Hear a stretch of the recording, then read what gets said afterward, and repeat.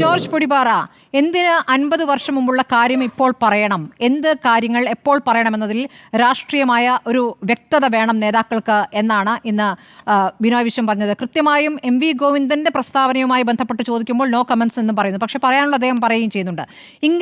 ഇങ്ങനെ ഒരു പ്രതികരണം നടത്തിയത് കൊണ്ട് എന്ത് ഗുണമാണ് ലഭിക്കുക, അല്ലെങ്കിൽ എന്ത് ഗുണമാണ് പ്രതീക്ഷിക്കുന്നത്?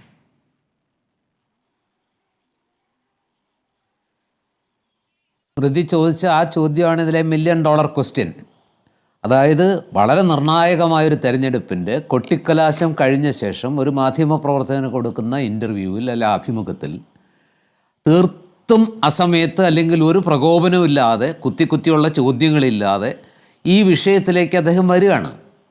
സത്യത്തിൽ നമ്മളെയൊക്കെ അമ്പരപ്പിക്കുന്ന ഒരു പ്രതികരണമാണ് ഉണ്ടാകുന്നത്. ചോദ്യം ജമാഅത്തെ ഇസ്ലാമിയുമായിട്ടുള്ള UDFൻ്റെ കൂട്ടുകെട്ടിനെക്കുറിച്ചുള്ള സംസാരത്തിനിടയിൽ തീർത്തും അപ്രതീക്ഷിതമായി തീർത്തും അനാവശ്യമായിട്ട് CPMൻ്റെ സംസ്ഥാന സെക്രട്ടറി MV ഗോവിന്ദൻ ഞങ്ങൾക്ക് RSSുമായി ബന്ധമുണ്ടായിട്ടുണ്ട്, RSSനെ പിന്തുണച്ചിട്ടുണ്ട് എന്ന് പറയുന്നു. അങ്ങനെ ഇപ്പോൾ ശങ്കുട്ടിദാസ് പറയുന്നു, സഖാവ് ശ്രീ ജയരാജൻ പറയുന്നു RSSുമായിട്ടായിരുന്നില്ല ബന്ധം, അത് ജനതാദളുമായിട്ടായിരുന്നു ബന്ധം. അടിയന്തരാവസ്ഥയുടെ കാലഘട്ടത്തിൽ അന്ന് ഇന്ദിരാഗാന്ധിയുടെ നയങ്ങളെ തകർക്കാൻ, ജനാധിപത്യത്തിനെ വീണ്ടെടുക്കാൻ വേണ്ടി അന്ന് രൂപീകൃതമായ ജനതാ പാർട്ടി എന്ന് പറയുന്ന ആ പരീക്ഷണത്തിൽ പുറത്തു നിന്ന് അല്ലെങ്കിൽ അതിനോട് ആശയപരമായി രാഷ്ട്രീയമായി യോജിക്കുകയല്ലാതെ അതിൽ ലയിക്കുക പോലും ചെയ്തില്ല എന്നിരിക്കെ എന്തിനാണ് MV ഗോവിന്ദൻ വളരെ സുപ്രധാനമായൊരു തെരഞ്ഞെടുപ്പിൻ്റെ കൊട്ടിക്കലാശത്തിൻ്റെ അന്ന് വൈകുന്നേരം ഈ രീതിയിൽ ഞങ്ങൾക്ക് RSSുമായി ബന്ധമുണ്ട് എന്ന് പറയാൻ എന്ത് അനിവാര്യതയാണ് ഉണ്ടായിരുന്നത്? ഇതിനാണ് ഉത്തരം പറയേണ്ടത്. MV ഗോവിന്ദൻ രാഷ്ട്രീയമായിട്ട് ബോധമില്ലാത്ത, രാഷ്ട്രീയമായിട്ടുള്ളതിൻ്റെ കോൺസിക്വൻസസിനെ കുറിച്ച് അറിയാത്ത ഒരാളല്ല. അതൊരു വിവാദമാകുമെന്ന് അഭിലാഷ് മോഹൻ എന്ന് പറയുന്ന സീനിയർ ജേർണലിസ്റ്റ് ചൂണ്ടിക്കാണിക്കുന്നുണ്ട്. സഖാവ്, ഈ പ്രസ്താവന, ഈ പ്രതികരണം വിവാദമാകുമല്ലോ എന്ന് പറയുമ്പോൾ വിവാദമാകട്ടെ, ആർക്കാണ് ഭയം? സത്യസന്ധമായിട്ടുള്ള കാര്യങ്ങൾ പറയുന്നതിന് എന്തിന് ഭയപ്പെടണം എന്ന് ചോദിക്കുമ്പോൾ അത്രയും ധൈര്യപ്പെട്ടല്ലെങ്കിൽ അത്രത്തോളം കടന്നു ചോദിക്കുന്ന MV ഗോവിന്ദൻ ഒരു ഉദ്ദേശവുമില്ലാതെ വളരെ നിഷ്കളങ്കമായി ഒരു ചരിത്ര സത്യം പറഞ്ഞു എന്ന് കരുതാൻ പറ്റുമോ? നമ്മൾ ആലോചിക്കേണ്ട ഒരു വിഷയം, ഏതോ ഒരു ഘട്ടത്തിൽ സുധാകരൻ KPCC പ്രസിഡൻ്റായിരുന്ന ഘട്ടത്തിൽ അദ്ദേഹം പറഞ്ഞത് ഒരു കാര്യം, ഞാൻ കോൺഗ്രസ്സുകാരനല്ലാതിരുന്നൊരു ഘട്ടത്തിൽ ഈ പറഞ്ഞ ജനതാദളിൻ്റെയൊക്കെ ഭാഗമായിരുന്നില്ലെങ്കിൽ ആ കാലഘട്ടത്തിൽ RSSൻ്റെ ശാഖകൾക്ക് കാവൽ നിൽക്കാൻ പോയിട്ടുണ്ട് എന്ന് പറഞ്ഞത് വലിയ വിവാദമാക്കിയ പാർട്ടിയാണ് അല്ലേ? അത് എന്ത് വലിയ രാഷ്ട്രീയ വിവാദമാക്കി.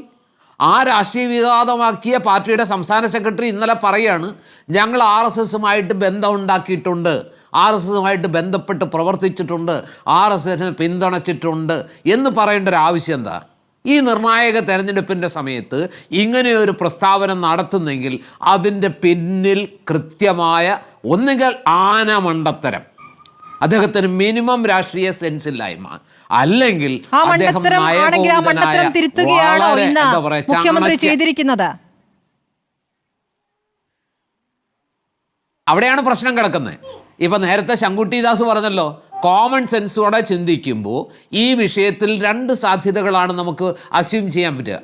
ഒന്നുകിൽ സ്വരാജിന് കിട്ടേണ്ട ന്യൂനപക്ഷ വോട്ടുകൾ നഷ്ടപ്പെടുത്താൻ ഈ ഒരു ബന്ധം, അതായത് ജമാഅത്തെ ഇസ്ലാമിയുടെ പേരിൽ കോൺഗ്രസ്സോ അല്ലെങ്കിൽ UDF ഒരു പരിധി വരെ ഡിഫൻസിലാകുന്ന ഒരു ഘട്ടത്തിൽ ഇപ്പോൾ RSS ബന്ധമുണ്ടെന്ന് പറഞ്ഞുകൊണ്ട് സ്വയം പറഞ്ഞുകൊണ്ട് ആ ഡിഫൻസിനപ്പുറത്ത് ഏറ്റവും അവസാന ഘട്ടത്തിൽ ഈ വിവാദം മുകളിലേക്ക് ഉപരിതലത്തിലേക്ക് വരുമ്പോൾ അത് അപ്രസക്തമാകുകയും ഇത് വലിയ വിഷയമായിട്ട് ഉയർന്നു വരികയും ചെയ്യും. ആർക്കും അതിൻ്റെ നേട്ടം? സ്വരാജിന് നേട്ടമാണോ നഷ്ടമാണോ ഉണ്ടാകുക?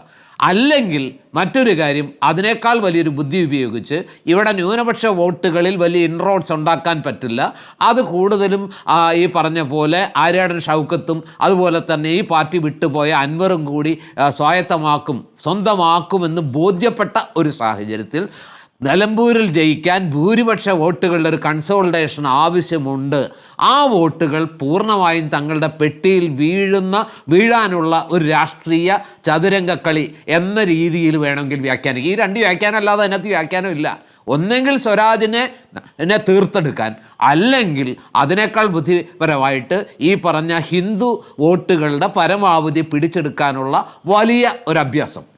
പക്ഷേ ഇതൊരു വലിയ അഭ്യാസം തന്നെയാണ്. തലേ ദിവസം ഇങ്ങനെ CPM-ന്റെ സംസ്ഥാന സെക്രട്ടറി പറയുക, അദ്ദേഹത്തിന് ഇങ്ങനെ ഒരു ബോധോദയം ഉണ്ടാകുക എന്നൊക്കെ പറഞ്ഞാൽ നമുക്ക് വിശ്വസിക്കാൻ പ്രയാസമാണ്.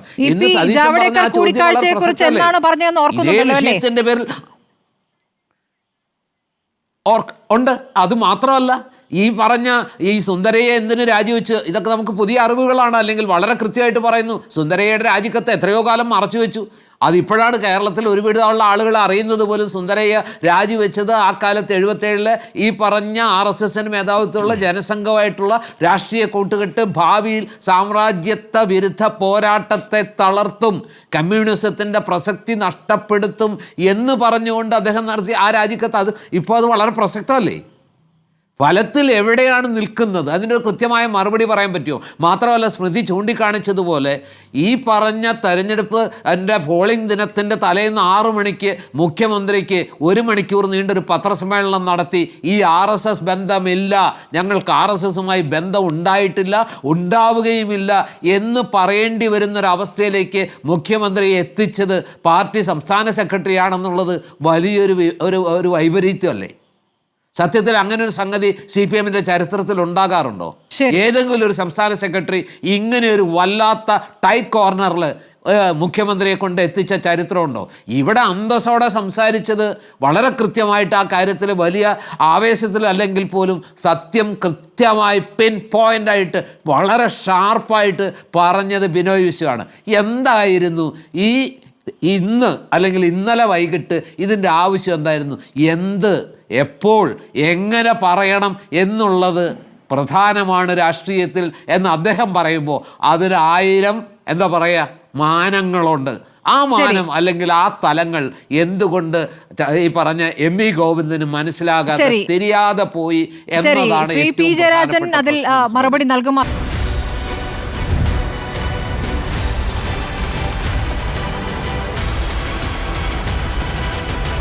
Debate with Smriti Parithikkad.